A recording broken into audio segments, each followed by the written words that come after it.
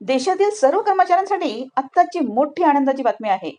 तर कर्मचाऱ्यांना मिळाली इन्कम टॅक्स मध्ये मोठी सवलत. आता 1 रुपयाही कापला जाणार नाही. तर पाहूया कोणती मोठी बातमी आहे.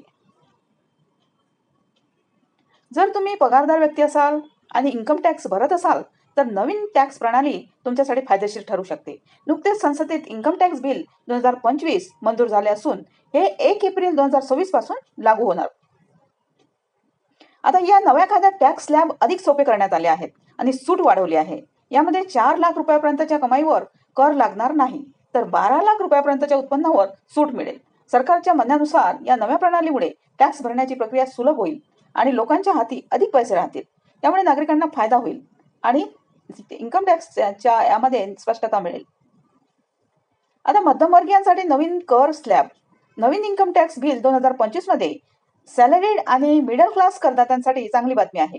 नवीन कर प्रणालीमध्ये 4 लाखापर्यंतच्या उत्पन्नावर कर लागू होणार नाही, तर 4 ते 8 लाखांवर 5%, 8 ते 12 लाखांवर 10% आणि 12 ते 16 लाखांवर 15% कर लागू होईल.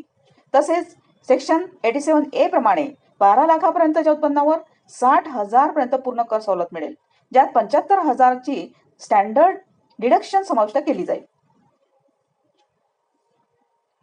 आता त्यामुळे 12.75 लाखापर्यंतच्या उत्पन्नावर कर लागणार नाही.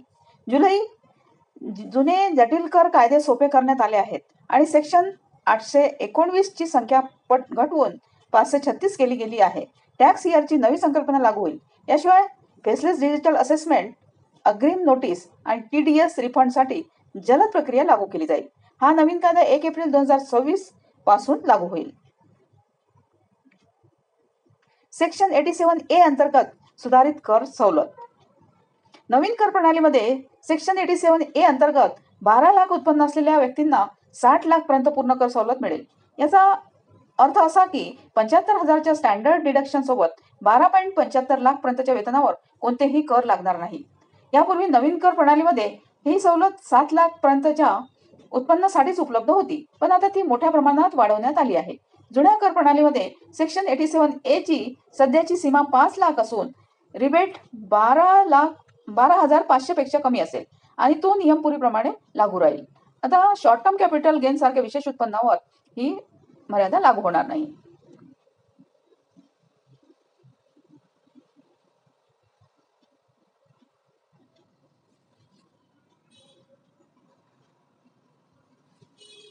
थँक्यू.